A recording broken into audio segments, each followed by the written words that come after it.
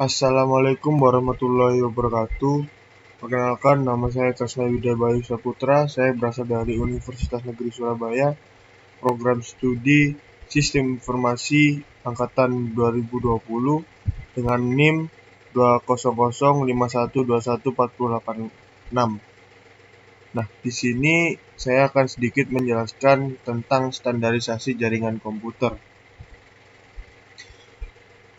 Pada tahun 1960, muncullah DoD atau Department of Defense, di mana Department of Defense ini membuat jaringan komputer, metode hubungan telepon, dan alat pertahanan. Nah, di DoD ini juga membuat ARPA.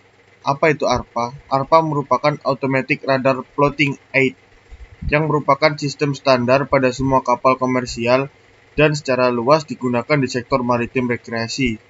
Nah, dari ARPA ini merupakan sebuah proyek dari Defense Advanced Research Project Agency. Lalu dari ARPA ini dikembangkan menjadi ARPANET yang digunakan sebagai sarana percobaan teknologi jaringan komputer terbaru pada zamannya, seperti teknologi paket switching, dan menjadi permulaan berdirinya internet yang ada sekarang ini. Nah, ARPANET ini pun ditunjang dengan menggunakan TCP atau IP. Pada tahun 1980, terbuatlah hard disk dan printer. Nah, adapun proses informasi dari satu komputer ke komputer lain, yaitu prosesnya dari informasi, lalu diolah ke data, dari data diolah ke segmen, lalu dipindahkan ke paket, lalu dimunculkan di frame, lalu pindah ke bit. Nah, referensi model OSI atau Open System Interconnection merupakan model referensi yang diciptakan dari sebuah kerangka yang bersifat konseptual. Tujuannya agar menjadi model rujukan bagi setiap vendor atau developer, sehingga produk atau perangkat lunak yang dibuat memiliki sifat interpolate. Application Layer, interface yang berfungsi sebagai penghubung antar user atau pengguna dan komputer. Contohnya, yang pertama, Telnet. Apa itu Telnet? Telnet merupakan sebuah protokol klien ke server atau server ke klien yang mampu memberikan akses remote atau jarak jauh untuk login ke dalam sistem komputer tertentu yang berada di dalam sebuah jaringan di dalam konteks penggunaan internet.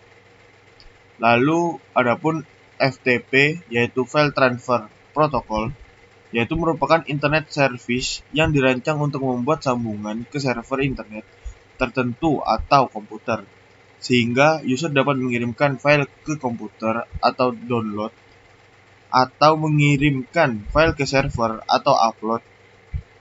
FTP ini sangat banyak digunakan untuk melakukan pertukaran data karena lebih mudah daripada menggunakan perangkat kabel atau fisik. Lalu ada DNS atau Domain Name System, yang merupakan suatu sistem database terdistribusi untuk mencari suatu nama situs yang terhubung dengan jaringan menggunakan TCP atau IP. Lalu ada juga SMTP atau Simple Mail Transfer Protocol, merupakan standar internet untuk transmisi email. Lalu ada juga SNMP atau Simple Network Management Protocol, yang merupakan protokol untuk memanajemen peralatan yang terhubung dalam jaringan internet atau jaringan IP atau internet protokol. Presentation Layer, fungsinya yang pertama yaitu menyediakan sistem penyajian data ke application layer. Lalu yang kedua menyediakan sistem pembentuk kode atau format coding. Yang ketiga menyediakan proses konversi antara format coding yang berbeda. Yang keempat menyediakan layanan translation.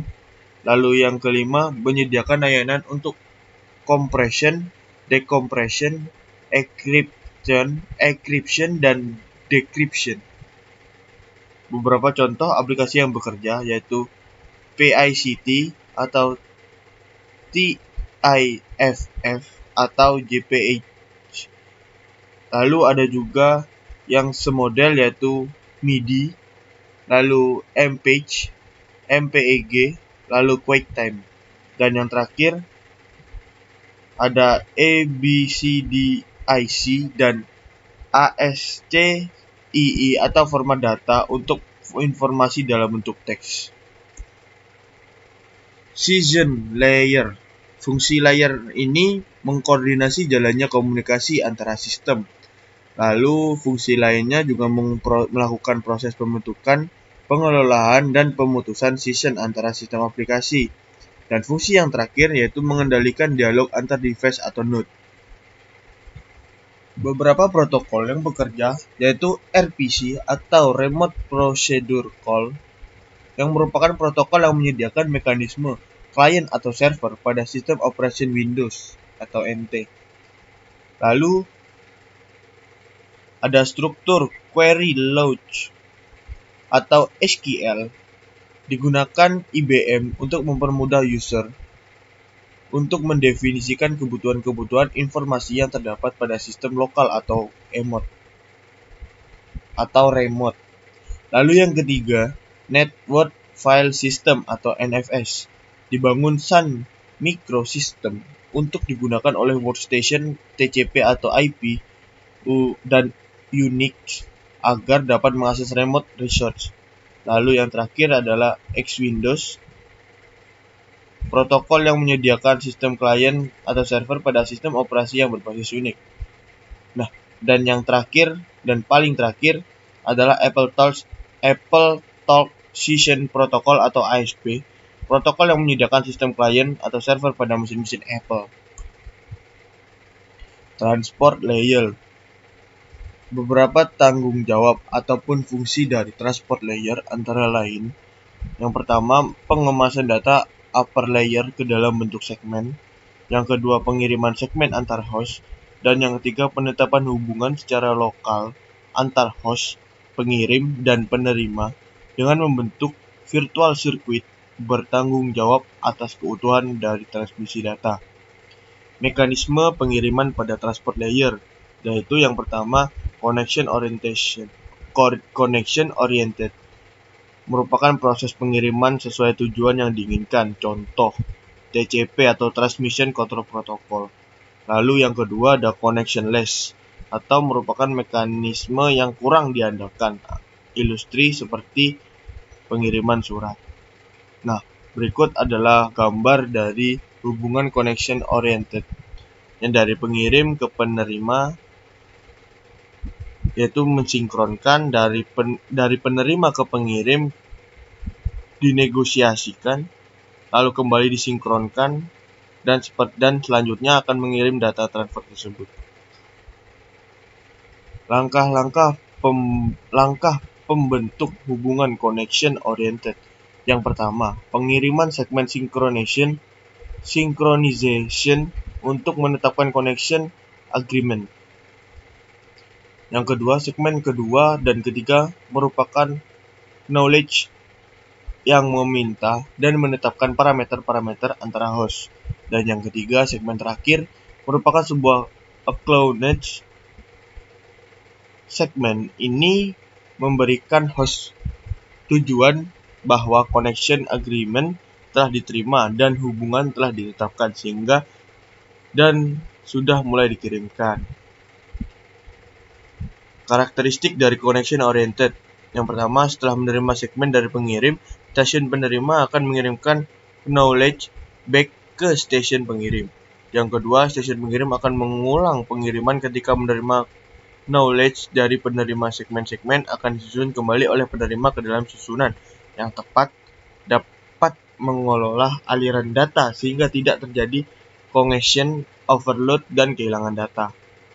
Adapun masalah yang timbul dalam pengiriman yaitu akan memakan banyak waktu jika menunggu knowledge dari penerima.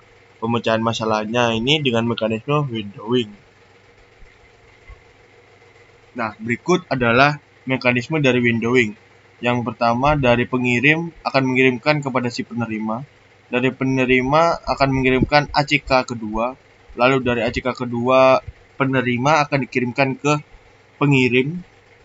Lalu Kembali seperti itu terus hingga ACK selesai atau file-filenya sudah terkirimkan. Nah, beberapa protokol yang bekerja. Yang pertama, ATP atau Apple Transaction Protocol dan NBP, Name Binding Protocol. Protokol pada jaringan Apple yang berfungsi membentuk hubungan antar host. Lalu yang kedua, NetBIOS atau NetBEUI. NetBIOS menetapkan dan mengelola komunikasi antar komputer, dan NetBEUI menyediakan layanan transport data untuk melakukan komunikasi. Lalu yang ketiga, SPX atau Sequential Packet Exchange dan NVLink, protokol connection oriented pada jaringan network yang digunakan untuk menjamin pengiriman data. Lalu yang keempat ada TCP atau Transfer Control Protocol, protokol yang bertanggung jawab dalam pengiriman data. Network layer berfungsi sebagai melakukan mekanisme routing. Lalu yang kedua, mengelola sistem pengalamatan logika terhadap jaringan komputer. Lalu yang ketiga, menggunakan data berupa segmen yang diterima dari transfer layer menjadi sebuah paket. Beberapa jenis paket data dalam layer ini. Yang pertama, paket data digunakan membawa data milik user dikirimkan melalui jaringan protokol yang digunakan untuk mengelola paket data tersebut, yang bisa disebut routed protocol.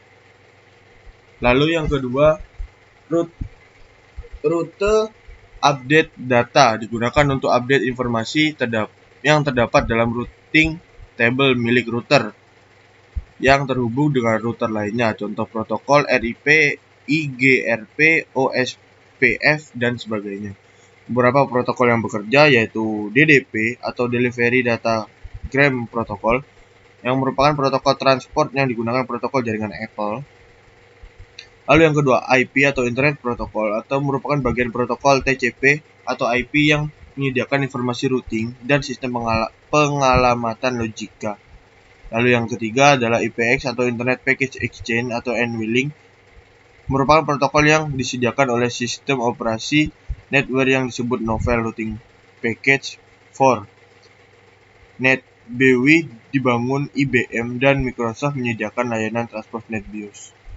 Adapun data link layer berfungsi sebagai menjamin pengiriman data ke media yang tepat, menerjemahkan pesan dari network layer ke dalam bentuk bit, dan membentuk sebuah paket dalam sebuah frame, dan yang terakhir menambah sebuah header berupa alamat hardware.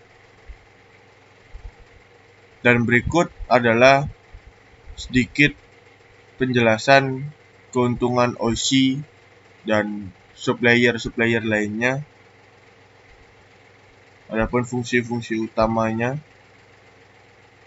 kegunaan ARP, fungsi ICP, dan lapisan network access, bertugas untuk pengiriman data dengan berbagai media yang berbeda.